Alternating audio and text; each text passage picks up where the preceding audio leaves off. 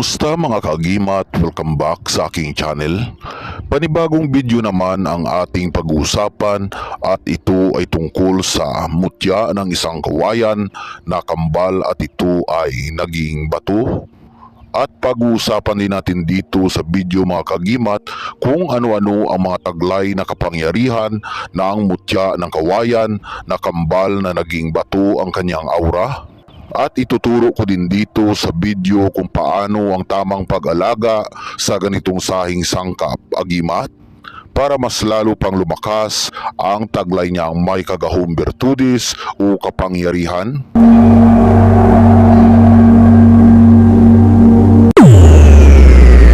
Agima 13 GM Babaylan 1.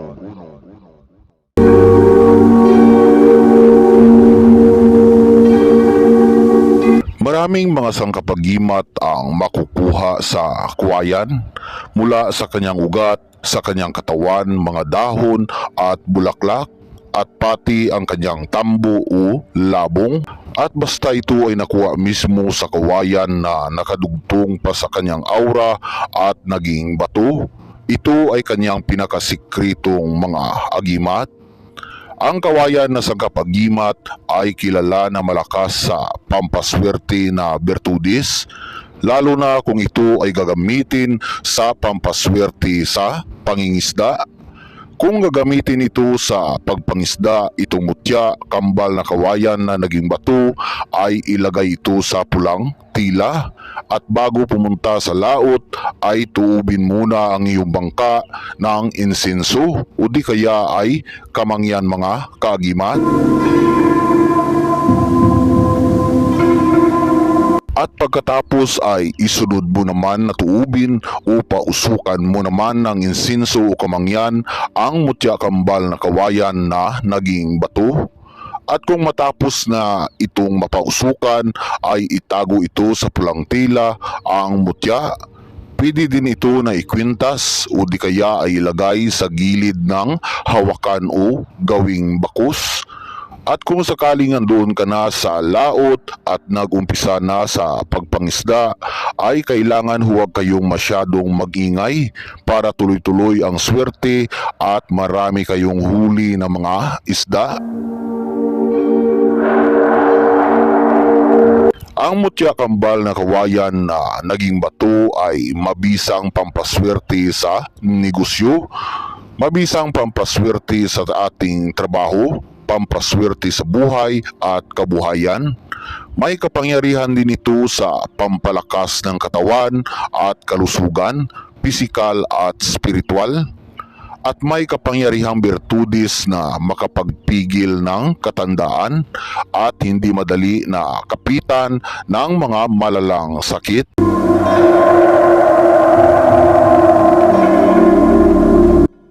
May kapangyarihan din ang mutya na ito para sa pangkabal at kunat ng katawan at kusang gagana ang kapangyarihan nito sa kabal at kunat kung sakaling may hindi inasahan na mga pangyayari.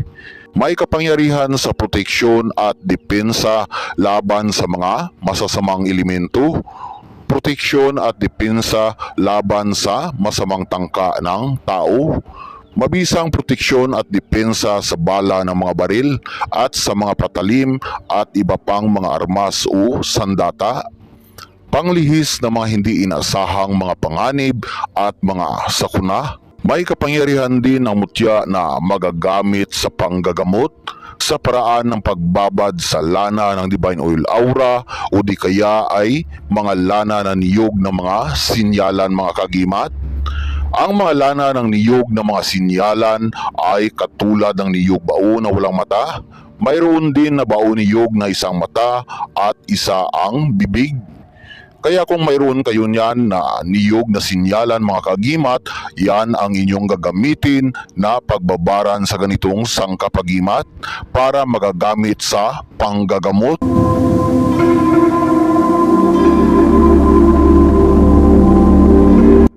Ang lana na pinagbabaran ng mutya kambal na kawayan na naging bato ay makakatulong na makagamot sa mga ugat na nasulpo o mga nakibtan.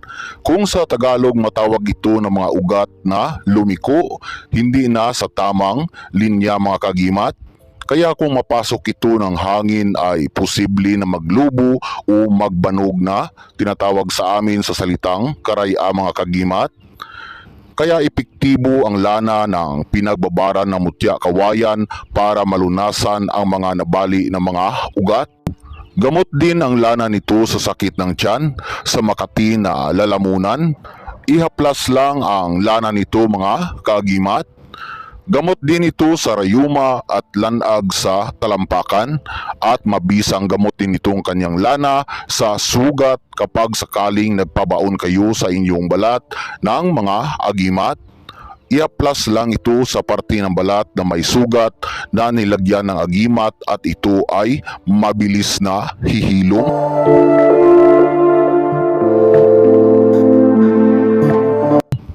Tungkol naman sa pampalakas ng mutya ay pahiran lang ng Divine Oil Aura sa araw lamang ng Biyernes at pwede din ito na ibabad sa tubig mga kagimat at gawing inumin ang tubig sa pang-araw-araw.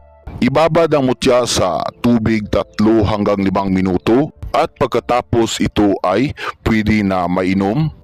Ito ay makakatulong na mapalakas at malinisan ito at makuha ang mga sakit sa loob ng katawan.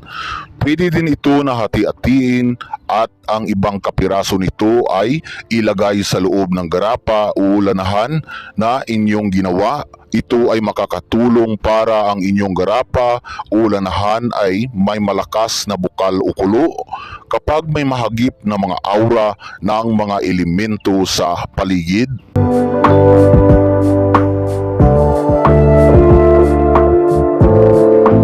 Sa pagtatapos ng ating video ay muli po akong nagpapasalamat sa inyong mga kagimat. Naway pagpalain tayong lahat ng mga putiang aura at mabubuti ng ating dakilang Diyos makapangyarihan. Ilayo sa mga sakit, iliwas sa mga hindi inaasahang mga panganib, at likupin ng kabanal-banalang birtudis niyang gahom at ibuhos ang swerteng bugna.